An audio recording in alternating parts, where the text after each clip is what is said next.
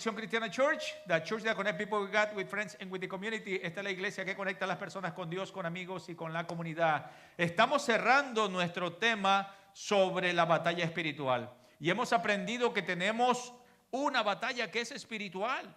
Por lo tanto, tenemos un enemigo espiritual. Y por lo tanto, si es espiritual, tenemos que tener armas espirituales. Al diablo usted no lo va a sacar con una bazuca, con una metralleta, con una pistola. Usted tiene que tener armas espirituales. Y hemos aprendido que nuestro campo de batalla está aquí en la mente.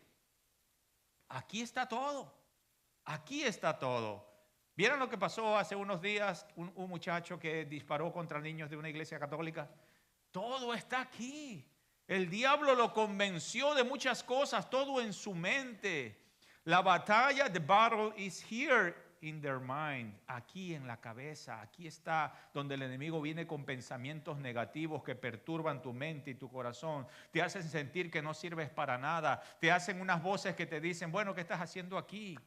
¿Para qué viniste hoy aquí? Te pudiste haber quedado viendo televisión o durmiendo todo el día. No los noto convencidos. ¿Qué estoy haciendo aquí? Yo soy una persona de fiesta. ¿Qué hago yo aquí metido en una iglesia? Esos pensamientos vienen. Usted que me está viendo ahí debajo de sus cobijas y se quedó en su casa por no venir a la iglesia. Cuando llegas aquí hay algo diferente, hermano.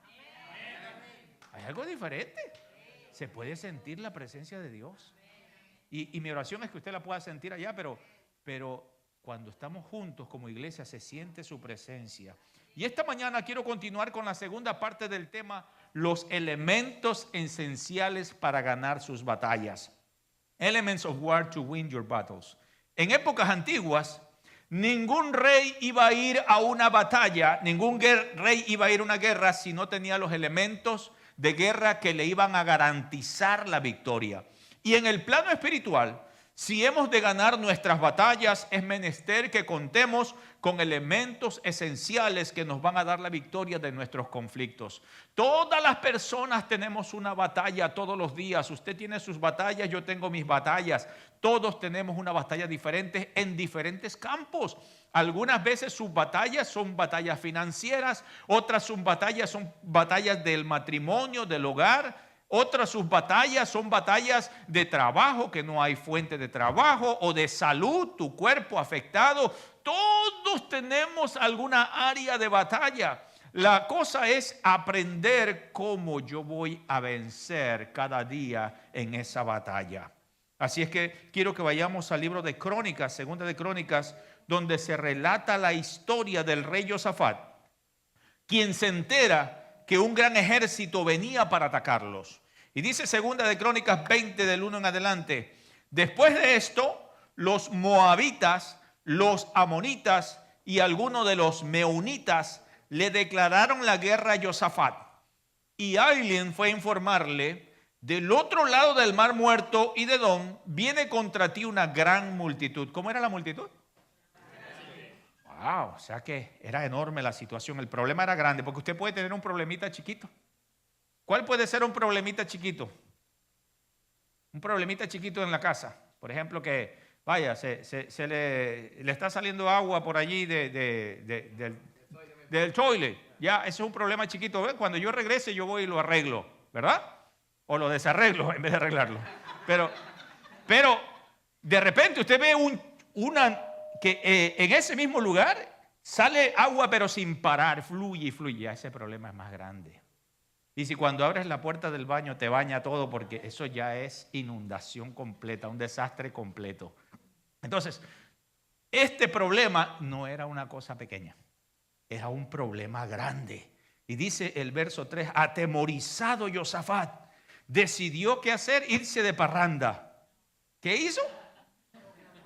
Consultar al Señor, Y él proclamó ayuno. ¿En dónde?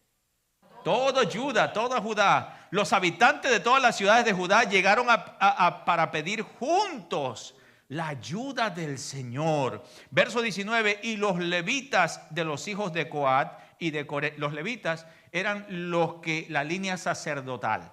Y luego dice, los levitas, hijos de Coat y de Coré, se pusieron de pie, ¿para qué? para alabar al Señor. ¿Pero cómo lo hicieron? Voz en cuello. O sea, que quiere decir que esa gente estaba gritando. O sea, no era así como es, aleluya, aleluya.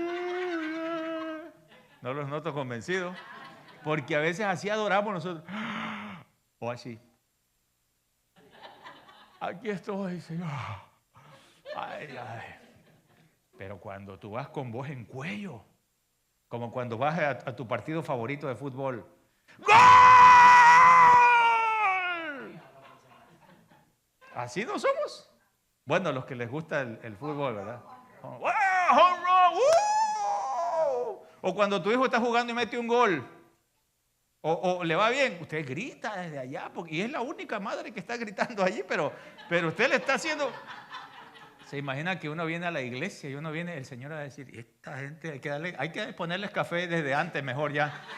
Les vamos a dar café desde el principio, ya no al final, porque usted se va eléctrico de aquí al final, pero al principio todavía viene todo así como.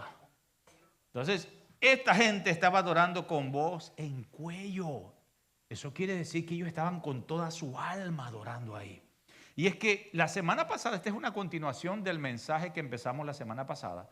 Y la semana pasada explicamos el porqué del temor de Josafat, porque Josafat estaba atemorizado. Y es que 5 naciones con características barbaries se habían reunido para ir en contra de Josafat y del pueblo de Dios. Y los amonitas y los meunitas y toda esa banda de tribus tenían prácticas barbarias como el entierro de prisioneros vivos. Abrían un hueco en la tierra, enterraban al prisionero hasta la cabeza.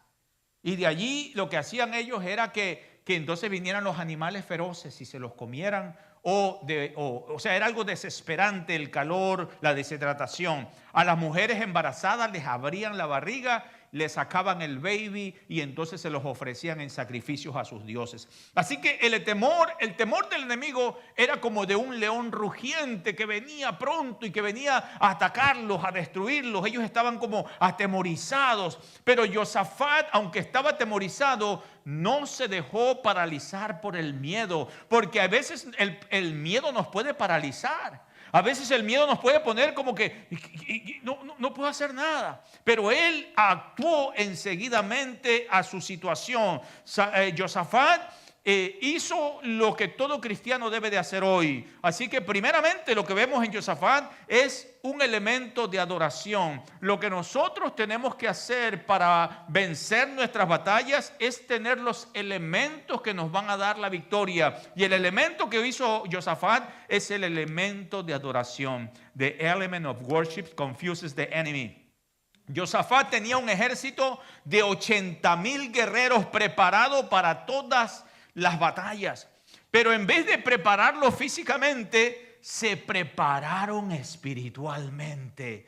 Josafat organizó un grupo de adoradores para que caminaran enfrente del batallón de guerra. Si usted mira 2 de Crónicas 20:22, dice: cuando comenzaron a cantar y dar alabanzas. Esto es una guerra, hermano. Ellos, en vez de hacer cualquier otra cosa, lo primero que hicieron fue que se metieron en ayuno y oración. Y ahora se organizaron para la batalla y están ellos dando alabanza. Y el Señor, ¿qué hizo el Señor? Hizo que los ejércitos enemigos de Amón, de Moab y del monte de Sir comenzaran a luchar entre sí. ¡Wow! ¿Cómo sucedió eso? Eso es el poder sobrenatural de Dios obrando en medio de tu problema y de tu necesidad. Yo te he contado muchas historias de cómo he visto eso en la vida real hoy en día. Cómo el enemigo puede confundirse cuando usted adora a Dios. Cuando alabas al Rey de Reyes y Señor de Señores, el diablo se confunde. ¿Y sabe por qué se confunde? Porque él era el encargado de la adoración en el cielo. Él era el que dirigía, él era un arcángel que dirigía a todos los ángeles, a todos los seres del cielo que adoraran al Rey de Reyes y Señor de Señores. Pero llegó un día que él dijo, pero ¿por qué adorar a Dios? También me pueden adorar a mí. Y convenció a la tercera parte de los ángeles para que entonces se fueran con él y lo adoraran a él. Y cuando Dios lo llamó a atención, el diablo se ensoberbeció, entonces Dios lo tiró al abismo. Y de ahí en adelante su vida fue una tortura. Por eso es que él no puede resistir que usted adore a Dios. Cuando usted adora a Dios, el diablo se confunde, se pone todo loco. No puede resistir la adoración porque lo lleva a su principio, que fue creado para adorar a Dios. Todo lo que Dios creó, lo creó para la alabanza de su nombre. Y el enemigo sabe que él fue creado, tiene un chip en su cerebro, en su mente, lo que quiera llamarle, para que adore a Dios. Y no puede resistir cuando ve gente que está adorando a Dios. Hace años atrás yo escuché a un predicador. Este predicador decía que cuando él salió de la cárcel, porque él era un ladrón antes de ser predicador, era un ladrón y era un drogadicto. Y cuando salió de la cárcel se puso de acuerdo con un amigo para ir a robar. Y se fueron en una moto. Y entonces vieron un grupo que iba caminando y se miraba gente bien vestida. Y dijo, oh, mira ese grupo, ahí tenemos teléfonos, ahí tenemos dinero, ahí vamos a caerles. Tenían unas bolsitas, ellos no sabían que eran Biblias lo que traían ellos. Y ahí llegan, él en la moto, se baja de la moto, saca la pistola y le dicen, manos arriba, esto es un asalto. Y esos eran hermanos de la iglesia.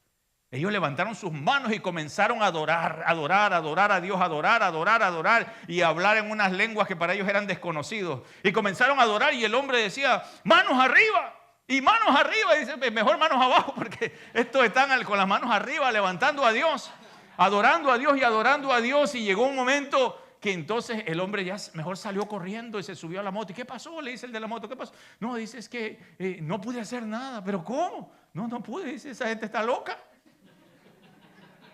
Comenzaron a levantar sus manos y ahí a decir palabras y a adorar. Y yo no sé qué pasó. Al poco tiempo el hombre, ese impacto lo hizo que se entregara a Dios. Mis amados, cuando tú y yo adoramos a Dios, el enemigo se confunde. El enemigo no puede resistir la adoración de los cristianos. El enemigo no puede resistir que adoremos a Dios, porque la adoración es volver al plan original por el cual fuimos creados. Y la Biblia dice que fuimos creados para adorar a Dios. El reconocido escritor C.S. Lewis, él escribió las Crónicas de Narnia y él dijo, Dios nos creó, nos inventó tal como el hombre inventa un motor de carro. Ese motor está hecho para funcionar con gasolina, de otra forma no va a funcionar. De la misma manera, Dios nos creó a nosotros para la alabanza de su gloria. El hombre no va a poder funcionar correctamente hasta que no haga el motivo por el cual fue creado, hasta que no reconozca que fue creado para adorar a Dios. Fuimos creados para la adoración de Dios. Ahora, pero debo de aclarar que la adoración no es solo cantar, porque por ejemplo usted puede pensar, no, yo ya adoré. No, la adoración es un estilo de vida que glorifica a Dios en todo lo que usted hace, porque yo hoy puedo levantar mis manos y adorar a Dios, pero saliendo de aquí yo voy y, oye, que te cruzas y comienzan a salirte gusarapos de la boca. No les noto convencido que eso no es adoración, porque de repente estás peleándote con la gente, maltratando a la gente. Eso no es un estilo de vida de adoración. La adoración es un estilo de vida. Aquí venimos a hacer como quien dice, el complemento de que llegamos aquí y cerramos nuestra semana en adoración, cuando se une la iglesia para adorar. Pero de ahí nuestra vida es todo el tiempo dándole la gloria a Dios, reconociendo su poder, su gracia, su misericordia sobre nuestra vida. Esta de la adoración pues tiene que ver con nuestro entorno, con lo que hacemos el día con día. El segundo elemento para ganar tu batalla es el elemento del arrepentimiento, the element of repentance. Josafat con todo el pueblo tuvieron que examinarse y buscar a Dios con un corazón arrepentido. Dice 2 de Crónicas 7:14, si se humillara mi pueblo, sobre el cual mi nombre es invocado, y oraren y buscaren mi rostro, y si se convierten de sus malos caminos, entonces, ¿qué dice Dios que hará? He's going to listen to you, your prayers. Oiré de los cielos, perdonaré tus pecados. ¿Y qué dice? Sanaré su tierra. Cuando nos arrepentimos, Es el momento donde le quitamos al enemigo el derecho de sobornarnos. Es cuando usted dice, hasta aquí, Satanás, ya no vas a poder contra mí, ya no vas a poder contra mi esposa, ya no vas a poder contra mi casa, ya no vas a poder contra todo lo que se ha venido contra mí. En el nombre de Jesús usted toma la autoridad porque usted ahora ha decidido volverse a Dios. Cuando nos volvemos a Dios, las cadenas son rotas. El arrepentirse tiene que ver con reconocer nuestras faltas. Porque a veces el problema de nosotros es que nosotros vemos el problema de todos los demás. Queremos que cambie mi esposa, queremos que cambie mi esposo, queremos que cambie mi empleador, mi jefe, queremos que cambie todo el mundo. Y no nos vemos a nosotros. O sea, todos queremos que esa persona está mal. Mira eso, allí esto, allí al otro, acá. Yo tengo que mirarme al espejo y ver qué me está pasando. Porque puede ser que el problema sea yo. Puede ser que mi problema es que yo necesito doblegarme ante Dios, humillarme ante el Señor y reconocer que Él es el único Dios soberano y que debo de amarlo a Él y amar a las personas que me rodean. No vamos a ganar las batallas en el hogar, en las finanzas, en ninguna área si no empezamos a arrepentirnos por nosotros mismos. El arrepentirse tiene que ver con confesar nuestras faltas. Primera de Juan 1:9 dice que si confesamos nuestros pecados, Dios es fiel y justo para perdonarme y limpiarme de toda maldad. Dios no solo me perdona, Dios me limpia. Dios arranca la maldad de mi corazón si yo vengo a Él con un corazón arrepentido. El arrepentimiento tiene que ver con un cambio de conducta. La palabra hebrea que se usaba para el arrepentimiento es teshuva, que significa regresar, significa volverse a. Y esto implica un cambio de dirección. Yo no sé en qué dirección estás llevando tu vida, ni las consecuencias negativas que tienes por ir en contra de la voluntad de Dios. Pero hoy Dios te dice, si te vuelves a mí, si te volvieres hoy a mí, serás como mi boca. Y te pondré en este monte fortificado de bronce. Pelearán contra ti, pero no te vencerán, porque yo estoy contigo. Cuando yo me vuelvo a Dios, el Señor hace de mi boca, hace una fortaleza. ¿Por qué? Porque todo lo que invoques en adoración, en palabra, en poder, eso se hará. No los noto convencidos. Dios nos ha dado autoridad para vencer nuestras batallas. Tenemos la autoridad de su palabra para vencer las tentaciones, los problemas y las necesidades que vienen a nuestra vida. Josafat se arrepintió de corazón y lo mostró volviéndose a Dios en ayuno y oración. La mejor combinación de los elementos para ganar la batalla es arrepentimiento con ayuno y oración. Mire, tremendo. ¿Qué es ayuno y oración? Ayuno y oración no es pasar hambre. Porque usted puede decir, hoy ayuné. No comí nada en todo el día. ¿Pero qué hiciste? ¿Tú entregaste ese ayuno a Dios? ¿Tú estuviste orando tal vez en tu trabajo o en tu mente? ¿O llegaste a un lugar donde tú te sentaste a leer la Biblia y a pedir a Dios? Ese es un ayuno donde tú te entregas. Un momento para Dios, un día completo, si puedes, el día de mi descanso, voy a ayunar, voy a entregarme a Dios y ahí te sometes a Dios. Tu carne resiste eso, no quiere la carne que usted ayune y ore, no quiere. Arrodíllese por un rato para orar y te duelen las rodillas, te duele la espalda, te duele todo. Pero tú puedes arrodillarte para cualquier otra cosa y no te pasa nada. Tú dejas de comer un día por completo porque se te olvidó comer. O no tuviste tiempo y no pasa nada, pero el día que tú dices, yo voy a ayunar, comienza la barriga. Oye, ¿qué pasa? Y ese día pasas en tu teléfono y viste una tremenda hamburguesota de ese tamaño. Y tal vez tú no eres de comer burger, porque tú dices, a mí me gusta el arroz y la habichuela, yo no como burger. Pero al verla ahí en ayuno, cuando tú decides buscar a Dios con elementos de guerras espirituales, el enemigo también te va a atacar. Así que importante nosotros entender que tenemos elementos de guerra. La adoración es un elemento de guerra. La humillación, el doblegarme ante Dios, el arrepentimiento es un elemento de guerra. Usted no va a ganar sus batallas si usted no se arrepiente.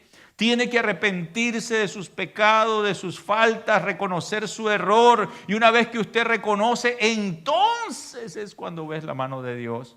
Pero si yo pretendo seguir mi vida, aunque yo ayune, yo ore, pero yo no me arrepiento de mi maldad, pues no pasa nada. Yo tengo que arrepentirme, reconocer que soy falto delante de Dios, reconocer que le he fallado, reconocer que he fallado a personas. Tengo que buscar a esas personas y pedirles disculpas.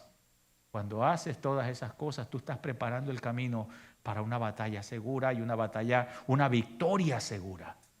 Pero nosotros queremos llevarla por otro lado. Tienes que entonces decidir buscar a Dios con ayuno, con lloro, con lamento, con humillación, y Dios se va a encargar del resto. Y esto nos lleva al tercer elemento para ganar tus batallas, que es el elemento del sometimiento, the element of submission. Josafat y todo el pueblo, tanto niños como adultos, fueron al templo y se sometieron en ayuno y oración a Dios. Dice Santiago 4:7, sométase a Dios, resistir al diablo. ¿Y qué dice? Mira qué tan fácil. ¿Quieres que tu problema es que el enemigo te está haciendo la vida de cuadritos? ¿Quieres que huya? ¿Qué dice que tienes que hacer? Ahora la pregunta es, ¿qué es someterse a Dios? ¿Qué es eso? Porque entonces yo puedo decir, no, yo me someto todos los domingos.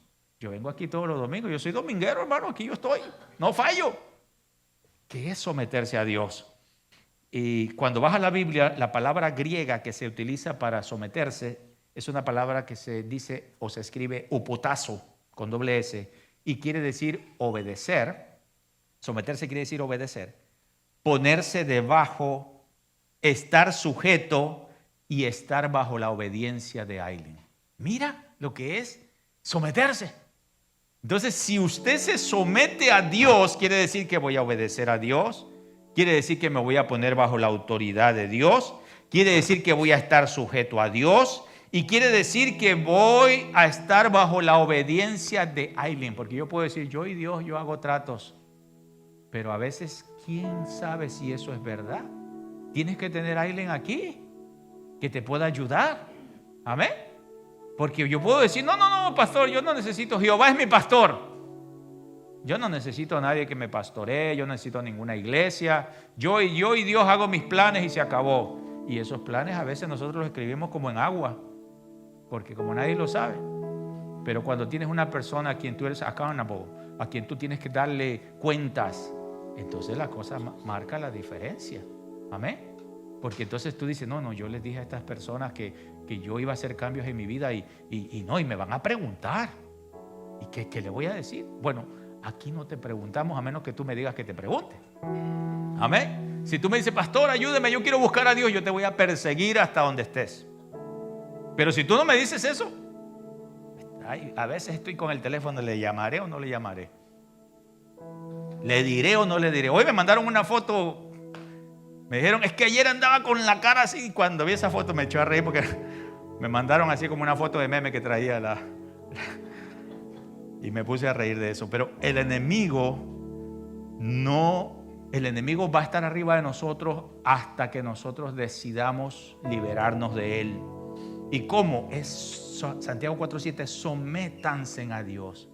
Resistan al diablo y él huirá de ustedes. Esta palabra someterse también se usaba como un término militar para organizar las divisiones de tropas que tenían un líder. Cuando decían upotazo, cuando decían someterse, lo que decían era que iban a poner un grupo de personas bajo un liderazgo. Entonces había una autoridad y esa autoridad tenía un liderazgo sobre un grupo de personas que se iban a someter. Habla entonces de delegación de autoridad. Habla que hay una autoridad superior.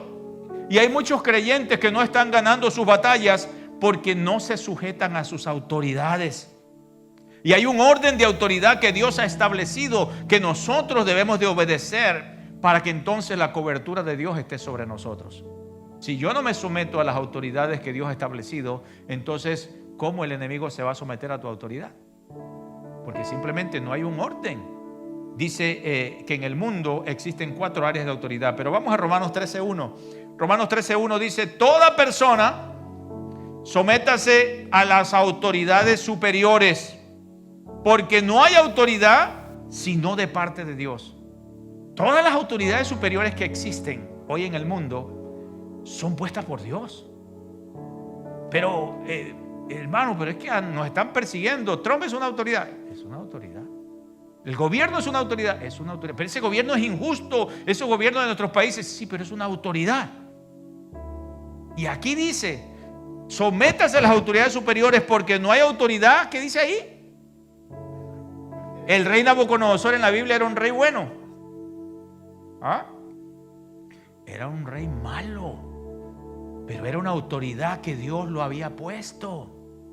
Es interesante entender, entonces, porque yo puedo decir: no, yo me sujeto a los hombres buenos, a las mujeres buenas, yo me sujeto a todo lo bueno. Usted, pastor, que es un ángel de Dios, a usted me someto, pero a los líderes de aquí nada. No los noto convencidos.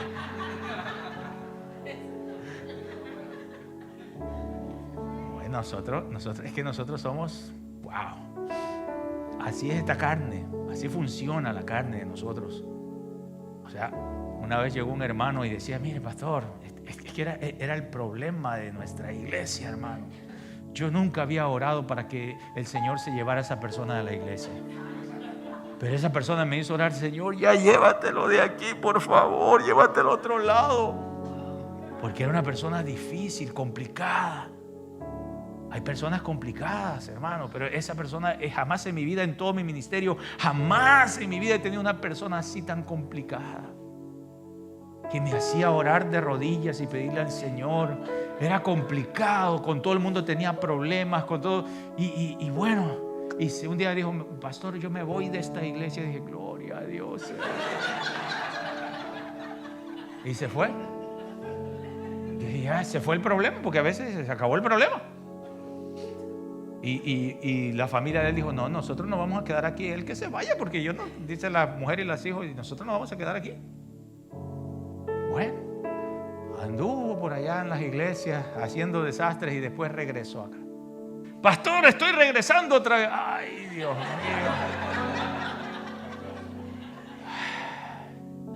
Y ahí estaba y hablaba mal de uno, hablaba mal de otro, hablaba mal de los pastores, hablaba mal de todo el mundo por todos lados. Que no lo ayudaban, que no hacían esto, que no hacían aquello, que si yo fuera aquí, que si yo fuera allá. Y estaba causando problemas. Y que no le daban la oportunidad, y que aquí, que allá. Pero ¿cómo le iban a dar la oportunidad si no se sometía bien? Si usted es una persona que se somete a Dios y usted busca a Dios, los mismos líderes lo van reconociendo y lo traen a la mesa. Pero si usted es una persona que anda por ahí, pues, ¿quién? Aunque el pastor diga: no, mire que este hermano tiene cara de bueno. Hermano, ese hermano anda para allá y para acá. Entonces, pero este hermano nos ocasionó tantos problemas. Y llegó un momento, se fue 4 veces de la iglesia. Y la cuarta, el hombre va regresando. Bueno, en la tercera va regresando. Y yo digo: bueno, hay que darle la oportunidad, ya que está regresando.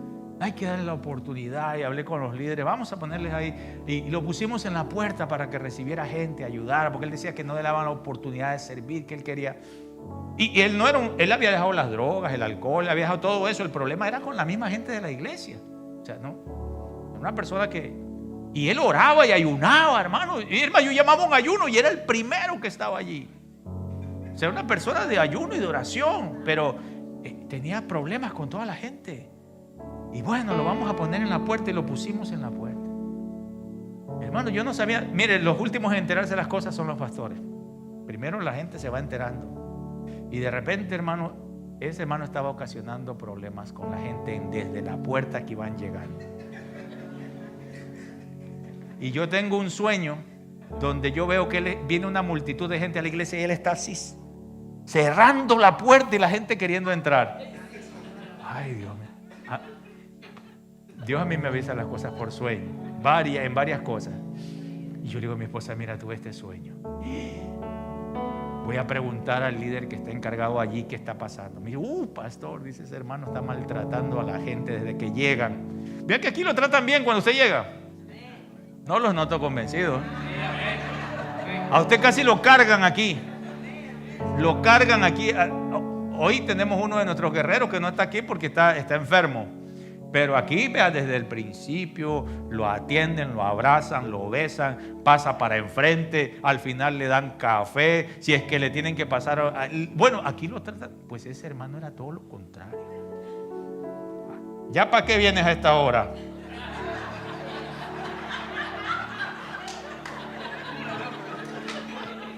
Tú dices, ¿por qué? ¿Qué estoy haciendo aquí en esta iglesia donde me maltratan? ¿Te has ido a esos restaurantes? Hay un restaurante por ahí que dice que es para gente que maltratan. Que tú vas allí y la mesera te pega un cachetadón por la espalda y te dice, a ver qué quieres. Pues hay iglesias donde le gusta maltratar a la gente. Esta no es esa iglesia. Ese no es nuestro ministerio. Pero aquel hombre estaba... Y yo digo, no. Y pues lo quitamos de allí. Se fue otra vez de la iglesia. Y la cuarta vez regresa y me dice en cuanto me ve, pastor, solo me voy a sujetar a usted, nadie más. Solo a usted me sujeto, nadie más. Yo le dije, pues ya pensamos mal, hermano, porque aquí hay autoridad delegada. Aquí hay una junta administrativa. Una junta administrativa donde en esa junta administrativa hay un vice chair, hay un trustee, hay un secretario o secretaria, hay un tesorero o tesorera que está ahí. Es toda una junta. Esto no funciona así nomás de que el pastor es el que decide todas las cosas. No, aquí hay una junta administrativa. Esa junta administrativa, en las reuniones que se llevan a cabo, hacen una minuta. Escriben todo. Si usted dijo algo allí, todo eso se escribe. Porque nosotros estamos en cosas legales. ¿Amén? Hay una junta administrativa. Esta iglesia no es así un tarantantán. Esta es una iglesia que trata de llevar las cosas como deben de ser. Hay una junta administrativa, hay un ministerio de directores. Tenemos directores de jóvenes, directores de niños, directores de alabanza, directores del equipo de bienvenida, directores de cuna, directores. Tenemos aquí un equipo de directores. Nos reunimos con ellos periódicamente para ver cómo está yendo en sus ministerios. Hay un equipo de líderes de grupos conexión o grupos pequeños. Ese equipo de líderes trabaja con su grupo para llevar a cabo. O sea, tenemos toda una estructura. Entonces, si usted viene y dice, me sujeto solo a usted, pastor, nadie más, va a seguir en el mismo problema. Porque yo no puedo venir aquí y hacer lo que yo quiera con él. Es más, yo no puedo venir a decirle, ¿sabes qué, hermano? Yo me voy a llevar esto para acá. Él me va a decir, pastor, ¿qué pasó? Yo tengo que respetar la autoridad de él. Porque él es una autoridad. Y eso se llama autoridad delegada. ¿Sí entiende? Yo tengo que pedir permiso, preguntar. Oye, hermano, mira esto. O hemos hablado con la junta, que es la autoridad, para hacer esto. Entonces, importante entender la autoridad delegada. Cuando yo infrinjo la autoridad que ha sido puesta por arriba de mí, entonces entro en un problema. Hay 4 autoridades en el mundo. Una es la familia. En esta área, en la familia, hay un orden de autoridad. Está el esposo, es el líder que Dios ha puesto para que dirija la familia. Y luego está la esposa. Y luego están los hijos. Los hijos deben de someterse a la autoridad de los padres. La esposa debe de someterse a la autoridad del esposo. Y aunque usted me diga, pastor, pero es que usted no conoce a mi marido. Eso está bárbaro.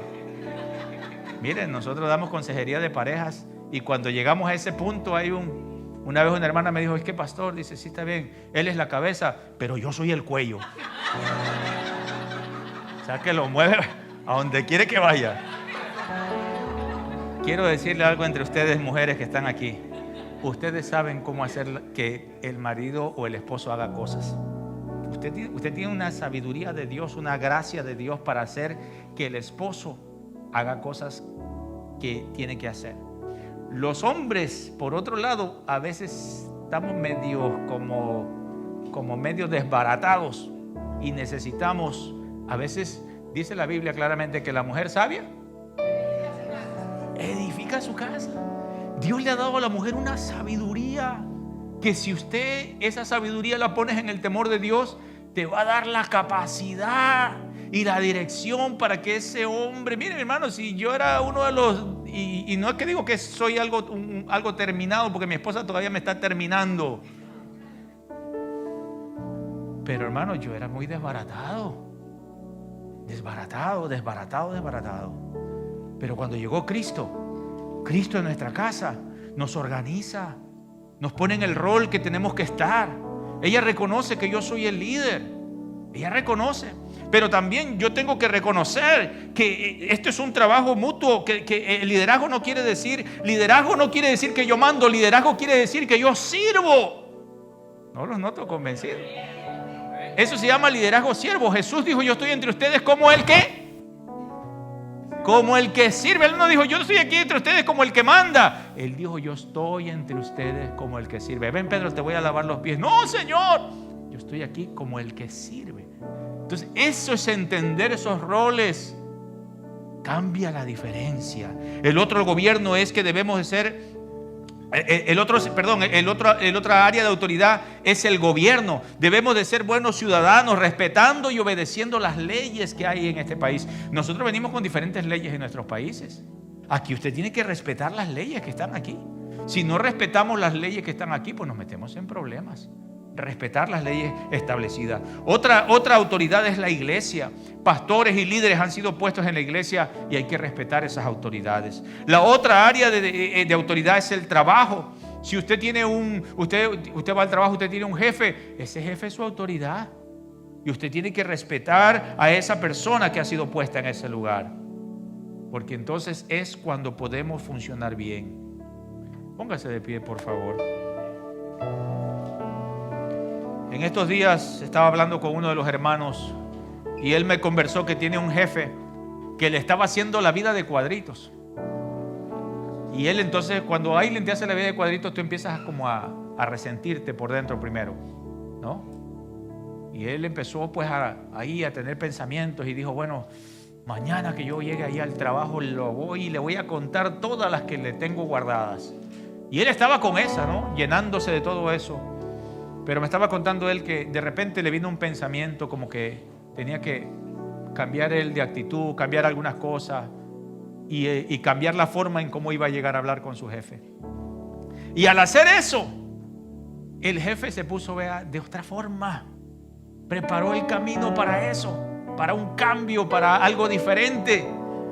Y esas son las cosas que nosotros tenemos que hacer para enfrentar nuestras batallas. A veces nuestras batallas no van a ser fierro con fierro, no van a ser el dime y el te diré, sino más bien que voy a tener que postrarme, humillarme, voy a tener que ponerme abajo. Cuando usted llega a una pelea de conflicto de pareja, a veces la esposa te está esperando en el momento y te suelta la primera, y cuando te suelta la primera y tú le dices, sí, mi amor, discúlpame, usted la desarma. Y ponle que sea de las duras, que no se desarme y te siga lanzando. Mi amor, ¿qué más puedo hacer para arreglar esto? No lo noto convencido. Usted va... O sea, a veces voy a tener que doblegarme. Usted llega a un problema y dice, ¿ahora qué voy a hacer? Voy a arreglar este problema. Usted tiene que pensar, ¿yo llego a este problema para arreglarlo o llego a este problema para echarle más leña? Yo llego a este problema para arreglarlo. Esas son las cosas, cómo se batalla la batalla espiritual, porque nuestra lucha no es contra sangre ni carne. Eso es lo que hemos aprendido en esta serie de guerra espiritual. Mi lucha no es contra personas. Mi lucha no es contra mi esposo, contra mi esposa, contra mis hijos, contra mi jefe. Mi lucha no es contra mi líder. Mi lucha no es contra carne ni sangre. Es contra principados, contra potestades, contra huestes espirituales de maldad, contra demonios que se mueven en el ambiente. Esa es mi lucha. Y cuando yo llego a entender eso, todo cambia. Todo cambia. Cuando logro entender el por qué estoy viviendo lo que estoy viviendo, es porque hay un problema espiritual. Y yo quiero cerrar esta serie de mensajes haciendo conciencia que nuestra lucha no es contra las personas. Cuando te veas en un problema que estás, ahorita le voy a agarrar y le voy a decir y le voy a atacar y le voy a parar. Piensa, espérate un momento, espérate, mi lucha no es con esa persona que se está dejando usar por el diablo para destruirme, para hacerme sentir mal. Es otra cosa. Pero mi lucha no es contra esa persona. Mi lucha es contra lo que está guiando a esa persona. O mi lucha es contra mí mismo, porque a veces Dios usa personas para limar nuestro carácter, para limar nuestra vida. El predicador del siglo XIX, Samuel Chadwick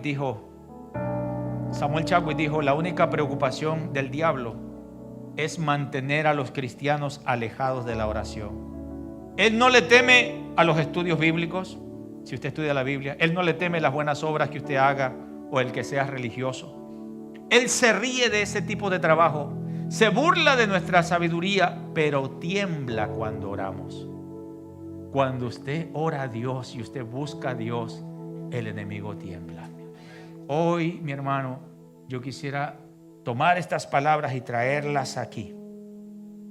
Traerlas aquí. Que el enemigo tiembla cuando yo oro, cuando yo me arrepiento. Y yo quisiera traerlas aquí, estas palabras, para pelear nuestras batallas. Todos tenemos batallas, pero hay una batalla que se está llevando a cabo ahora mismo en esta ciudad. Hay una batalla que se está llevando a cabo ahora mismo en este país. Y es una batalla que es espiritual. Hay demonios, hay principados, hay potestades que están moviéndose en el ambiente para destruir los matrimonios, para destruir los jóvenes que suiciden y que maten a otra gente. Todo ese movimiento es un movimiento espiritual que el diablo ha venido tramando para que nuestros hijos se vayan desviando de los propósitos eternos de Dios. Ellos tienen unas batallas que usted ni siquiera se imagina lo que está pasando en su mente. Y hoy usted y yo podemos venir y arrepentirnos a Dios y pedirle a Dios que haga algo por ellos y por nuestra casa, por nosotros mismos, por nuestro hogar.